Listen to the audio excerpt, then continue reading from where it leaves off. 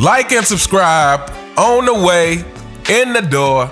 My people, I hope you all are having a truly fantastic day today. Welcome back to Fanboy Fridays. Fanboys, you know what time it is. So let's go ahead and get into this. Let me say this. I believe that LeBron James has made a big mistake deciding to do this podcast with JJ Redick. Because here's the problem. When you have so many narratives out there, it's hard to keep them all straight. And just off the first 3 episodes, it is clear to see that this podcast is going to be full of contradictions while at the same time trying to self-praise as much as possible. While at the same time trying to throw digs at the past generations. So I'm sure you all heard and probably seen several podcasters by now addressing LeBron James trying to make excuses for the 2011 finals. So I'm not going to play the clip because I'm sure you guys have heard it enough by now, but just the long story short is basically LeBron James saying that despite them having the big 3, him, Bosh, and D-Wade, it wasn't a super team and that the rest of the roster wasn't filled out properly. The rest of the roster wasn't constructed well around the 3 superstars.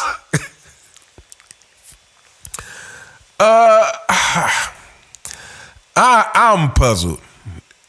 Maybe one of you fanboys can help me out with this, but I guess we do live in a world now that is so entitled that people think that everything should cater to exactly what they want.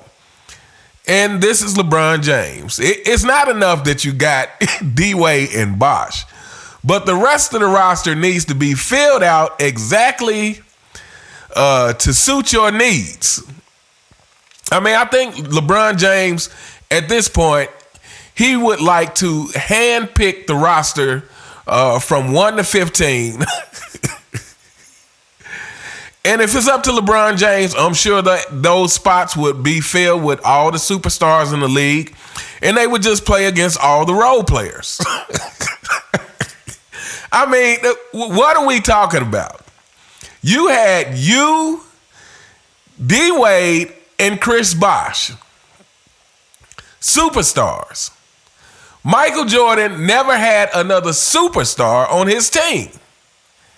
He had an all-star in Scottie Pippen. That was it. And with that, he was able to go 6-0. But you mean to tell me that because of Kobe being Bryant winning his 5th ring, you and D-Wade decide to conspire and join forces along with Chris Bosh, but that still wasn't enough. Okay, so there's so much wrong, but let me start by saying this. To the younger kids who check out my channel, and I greatly appreciate everyone who checks out the channel. As a matter of fact, I don't say that enough. To all of you who are subscribed and who watch my videos, who share my videos, who comment and leave your ideas in the comments and great commentary about the subjects at hand. You guys are greatly, greatly appreciated. I truly cannot thank you all enough. But back to the younger generation who may watch my videos. Here's the thing about shortcuts. Is shortcuts never teach you what you need to know to be consistently successful. When you take shortcuts, you will always get exposed. And whatever excuse LeBron James wants to make for the 2011 finals, what I believe really happened is that LeBron James particularly LeBron James, and we have to say that because D-Wade was already a champion. You know, despite that it being a weak move of D-Wade conspiring with LeBron James, he was already a champion. What I mean by that is he had that championship experience. But LeBron James, I think once he joined up with D-Wade and Bosh, he thought it was going to be a cakewalk. This is what I really think. This is why I think he played so terribly, because he wasn't expecting to have to overcome anything in the finals. He thought he had the magic recipe, and then Jason Terry smacked the fire out of him. Smacked him back into reality. That, hey, this is the finals, and there is no easy way to the championship. This is what I really think. So here's the deal. LeBron James, there is nothing in this world that you can do or say to try to make excuses for the 2011 finals. The 2011 finals was not the team's fault. The 2011 finals was your fault. And why was it LeBron James' fault? Well, LeBron James averaged like 17.8 a game for that finals. LeBron James was like the fourth highest scorer in the finals. Correct me if I'm wrong, but I don't think MJ was ever outscored in the finals. I don't think he was ever outscored in the finals. Somebody correct me if I'm wrong. Maybe once. But I actually believe the one time he was outscored was in the playoffs. I don't believe it was actually in the finals, but he might have been outscored once in the playoffs. But yeah, LeBron James was the fourth highest scorer in that series. But that's not the only problem.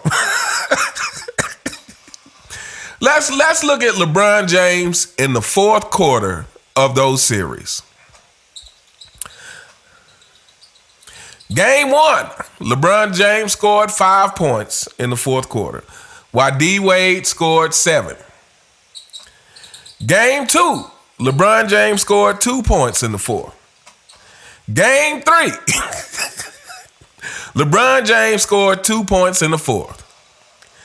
Game 4, LeBron James scored 0 points in the fourth quarter.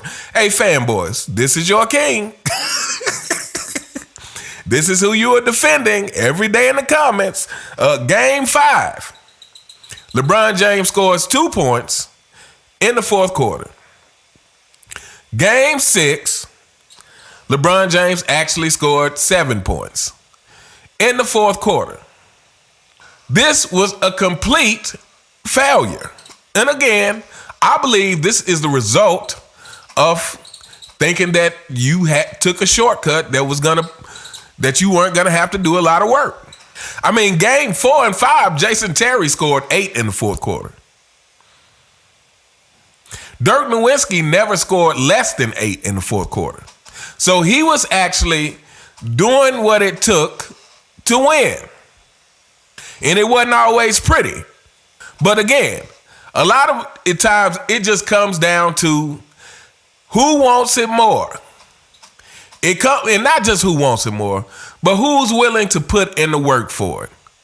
I mean, LeBron James, what we saw in 2011, we've seen glimpses of it before that happened, and we've still seen glimpses after.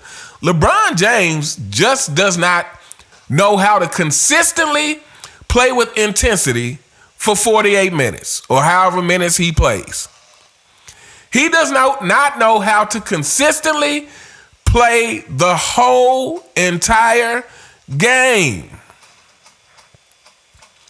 And then in game 6, Jason Terry, 27 points for Jason Terry in game 6. This is really laughable at this point. But yet,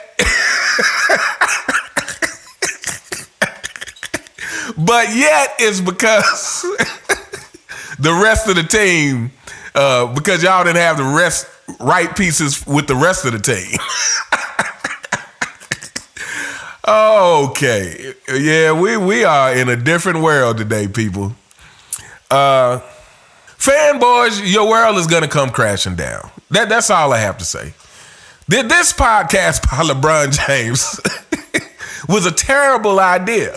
Number one, this guy just really doesn't know how to, like I said, he can't keep all the narrative straight in his head. And I think LeBron James, he actually says whatever is going to make him look best in the moment. And this is the problem. And this is why, like I said, we're about to see a lot of contradictions. We're about to see him, like I said, constantly throwing little slide shots at the players of the past or the eras of the past and constantly praising himself. I mean, like I said, the whole contradiction with the Eric Spoelstra thing. I mean, he's on here praising Eric Spoelstra, you know, talking about how great of a coach he is when, you know, just a few months ago, he was saying he didn't need Miami. He would have still been who he was. You know, when the whole narrative is that LeBron James has never had a great coach. Fanboys, I know some of you listening right now have written that in my comments. Some of you listening right now have written that in my comments. That LeBron James never ever had a great coach. Michael Jordan had Phil Jackson. What do you expect? LeBron James has spent his whole 21-year career with disadvantages. Okay, yeah, it's time to end this. Let me know what you guys think in the comments. What are your thoughts on this whole LeBron James and JJ Redick podcast? What do you think? Do you think this is really a good idea for LeBron, or do you think this might be one of the worst mistakes he's made if he's trying to maintain all these narratives? Because like I said, it's too many narratives for him to keep up with, and he's just going to wind up contradicting himself. And then the other thing is, what do you think about his whole, statement about why they lost the 2011 finals, about the rest of the roster not being filled out correctly and all that crap? I mean, let's get for real. Like, this is just, I mean, what can we say at this point? Anyway, let me know what you guys think in the comments. You all have a truly, truly fantastic day, and I'll see you next time. All right.